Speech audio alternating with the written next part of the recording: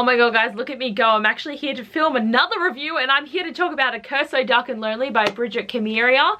I think that's how you say her name. It's a little bit hard because her name's actually cut off on my edition from Fairyloot with this sticker that doesn't come off, but it's like Kamiria or something. I'm really bad with author names, but I'm very excited to talk about this book and to review it for you guys.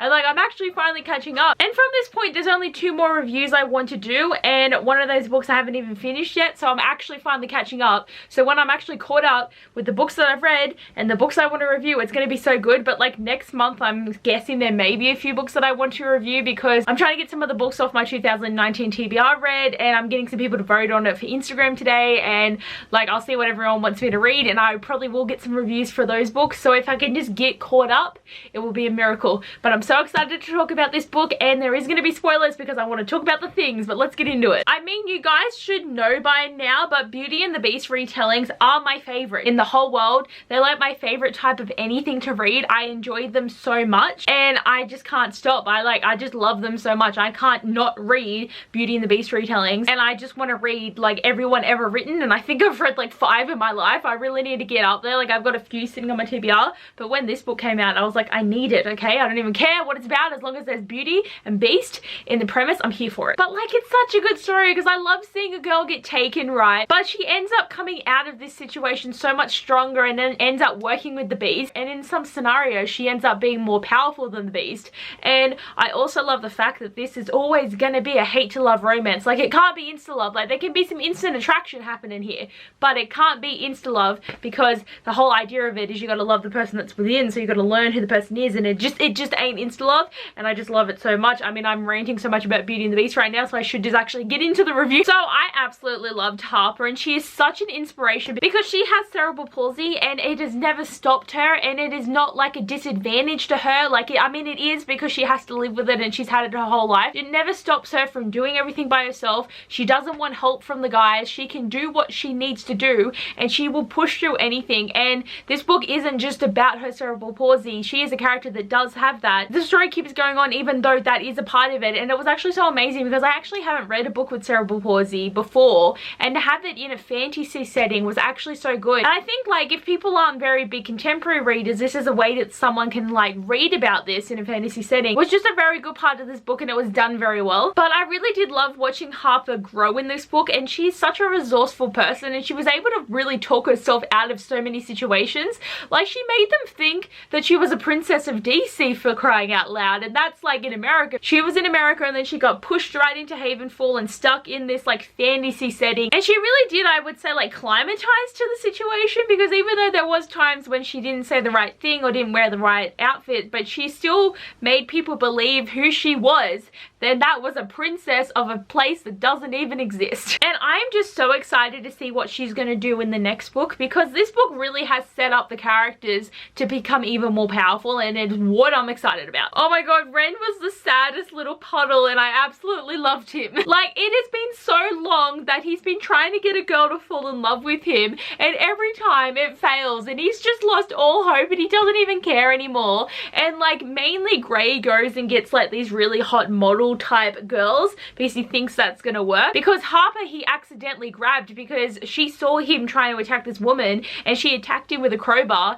and he just took her. So when Ren sees her, he's just like, oh my god, like, you're not like what I normally get brought to me. I loved that he had to really like think about it, because like, again, he wasn't really like focusing on her disability and being all like, oh god, there's something wrong with you. He was just like very intrigued by her because she was different than everyone he's ever seen. But after he does interact with Harper a few times, I do feel that he really started to fall in love with her, but she really brought a spark back to his life to start fighting back. And even if the curse didn't break, he was ready to like let his life die so he could get his kingdom back in order and save his people and just try to get armies and safety for them. And Harper was there along the ride with him, and they were both trying to figure out things. And I just like the way that he was so sad at the beginning, but then he was so hopeful by the end of the story. And I still feel that's going to be another development into book 2, because there's just so much more that we need to see with his character development, and I can't wait. So Gray was our last main character. Like, there is a lot of secondary characters, but I would say the main 3 are the main ones that we are following in this book. But Gray is the commander of the armies, and he's also the only person left in the armies because because when Ren is in his beast mode, he killed everyone. Like, he killed his whole family, he killed all the army and the guards and the people in the kitchens and the people in the cleaners, and just, he killed everyone. Like, they're all dead. But like, when he's in the beast form, he doesn't know what he's doing, but he does feel very guilty for it. But there's nothing he can do that at the end of autumn he gets turned into this beast. Like, there's nothing he can do. But Grey has always stuck by him, and I loved Grey because of his loyalty. Like, they had a really great friendship, and even though Grey definitely kept himself in the mind of like, I'm the guard, I'm the soldier, like, we can't really be friends, they were totally friends. And even though like Ren like would boss him around sometimes, and I feel like there would be some seasons where he'd be horrible to be around because he was just so depressed about everything, Grey never left him. He always protected him, and he also develops a need to really protect Harper as well. So protective and special, and I loved it. But basically, when Harper is taken and she gets to the castle, all she wants to do is get back to her brother Jake and their mother, who is dying from cancer, I would say. And she doesn't trust anyone. She doesn't understand why this is happening, and she keeps trying to escape and get away. But like, once she starts to learn how this world works and like what's going on with the people and kind of what's going on with Ren and Grey, she actually starts to get really invested in trying to help these people. And I love how both her relationship with Ren and Grey develop, because they're so different, and it definitely wasn't a love triangle. Like, definitely the Beauty and the Beast story was the main focus here, but like, she definitely developed the need to protect this place, and she finally felt like she found a place in the world. When she was back in America and everything, like, there wasn't much she could do, and she was always pushed to the side because of her cerebral palsy. And like, even though her brother was protective of her, he always got her to do stuff that didn't involve physical activity. But here she's like learning how to fight, she's helping them with plans, she's trying to be really resourceful and just get shit done. And I liked that development too, of like her being so untrustful to like really loving everyone in this place. And I also, of course, loved the romantic relationship between Harper and Ren. And of course, we all knew what was coming because it's a Beauty and the Beast retelling. This is where the story's gonna go. But an aspect I really liked of it is that Harper figured out really early that she had to break some curse, but she actually thought it was over the kingdom. She didn't know that Ren turned into a monster, but she realized that she had to fall in love with him to break the curse. And she's just like, yeah, I'm not gonna fall in love with you, dude. And he's just like, well, you might. And she's just like, it's not gonna happen. And I can't wait to see more of this relationship, because by the end of it, there is that bit of a like, hey, I think I'm gonna like you, like, can we explore this? And I'm like, I want to see the exploring of the relationship. But I just think they fit so well together, and they just made plans really well together. And even though there was arguments, like, that's how relationships are. Like, you can't agree on everything. And after they would have these discussions that sometimes involved yelling, they would figure out the best case scenario. And I just think that they are a good pair.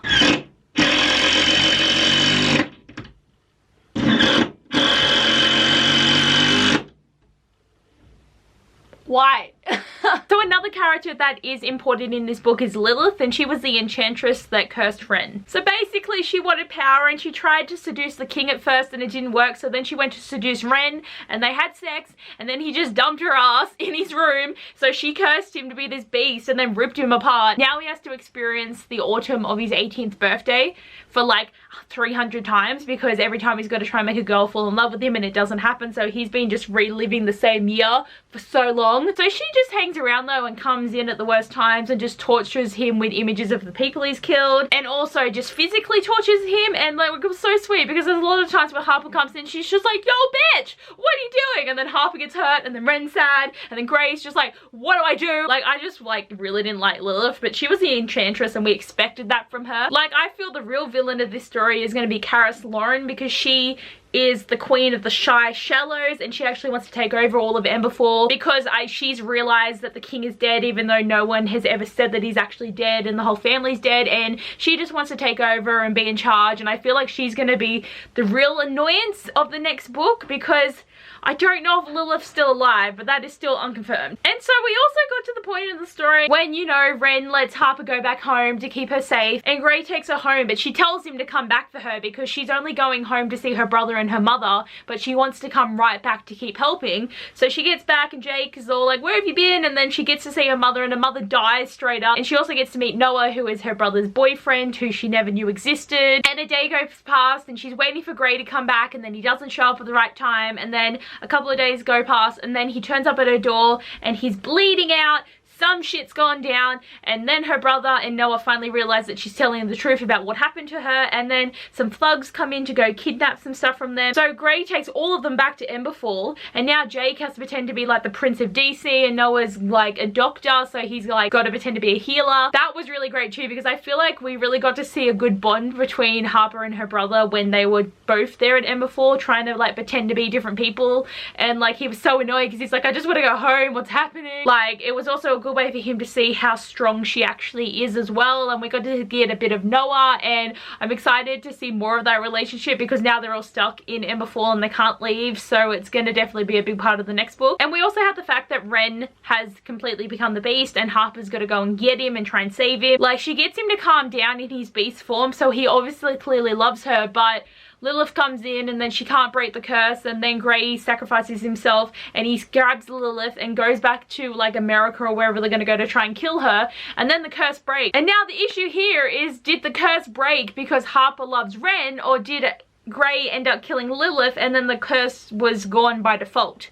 This is where I'm so confused, and I'm also so worried because like I want Harper and Ren to be in love, and even though at the end when he's just like, you know, why did the curse break, and she's just like, I don't know, and he was just like, okay, and then she kisses him and like, but can we explore our love story? And I'm like, yes babe. But then we got our major like plot twist for the fact that Gray and Ren are half brothers, and Gray has a claim to the throne because he is the older one, and I'm concerned. I don't think that Gray would come in and take over the throne, but like that would add some drama. So now I'm scared for Gray because I don't know what he's gonna do, and he's like, don't call me Gray anymore, and I'm like, babe, what's happening to you? Like, don't leave me because I love you, Gray, so much. Like, what are you doing? So I had so much fun with this book and I enjoyed it so much, and I think this is gonna be one of my favorite Beauty and the Beast retellings because it was written so well.